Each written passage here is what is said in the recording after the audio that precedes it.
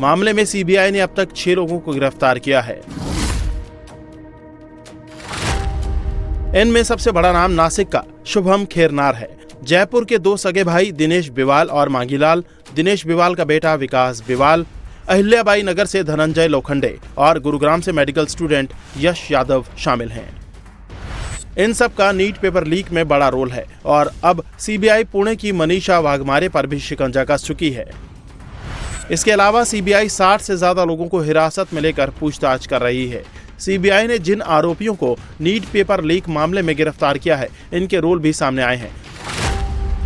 जानकारी के मुताबिक नासिक के शुभम को पुणे से गेस्ट पेपर मिला था। आशंका है कि उसे ये गेस्ट पेपर धनंजय लोखंडे ने दिया था, जिसके बाद शुभम ने गुरुग्राम के यश यादव को गेस्ट पेपर दिया। यश ने ही राजस्थान के जमवा रामगढ़ के दोनों भाई दिनेश और मांगीलाल से 45 लाख रुपए में डील की थी, जिनमें से 30 लाख रुपए दोनों भाई दे चुके थे। फिर इन दोनों भाइयों ने सीकर में 10 स्टूडेंट को गेस्ट पेपर बेचा। वहीं सीकर में नीट की पढ़ाई कर रहे दिनेश के बेटे विकास ने भी अपने दोस्तों को गेस्ट पेपर बेचा। यानी कुल मिलाकर अब तक की जांच में पता चला है कि शुभम खेरनार पेपर लीक की सबसे बड़ी कड़ी है, क्योंकि शुभम नासिक के प्रिंटिंग प्रेस से जुड़ा था। प्रिंटिंग प्रेस में पहुंचकर उसने पेपर निकाला और पुणे और गुरुग्राम में बेच दिया।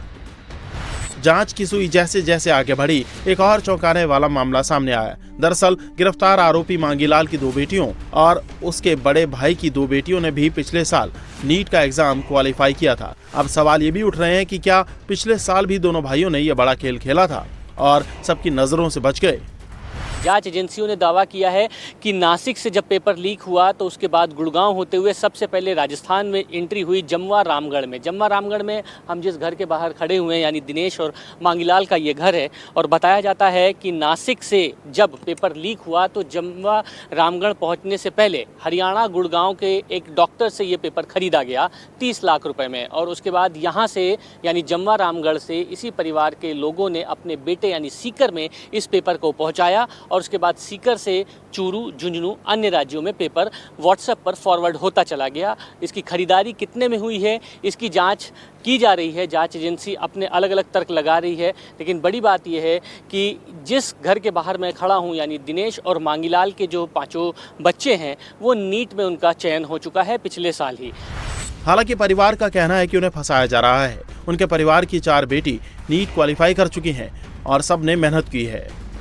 बार बोलूं मैं आप लोगों से कि ऐसा कुछ नहीं आया हमारे पास, सब साजिश रच रहे हैं हमारे साथ, ऐसा कुछ भी नहीं आया हमारे पास।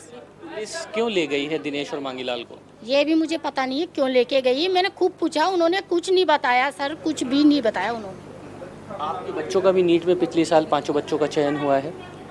बच्चों का चयन हुआ है, लेकिन बच्चों को हमने 5-5 साल हमने खुद ने हमारी मेहनत करी, बच्चों ने खुद मेहनत करी, तब हुआ है ना उनका सिलेक्शन। कि ऐसे ही हो जाएगा सिलेक्शन मेहनत बिना ही, बिल्कुल पता नहीं है। आपके पति कहाँ हैं? ये भी मुझे पता नहीं है मेरे पति को कहाँ लेके गए हैं।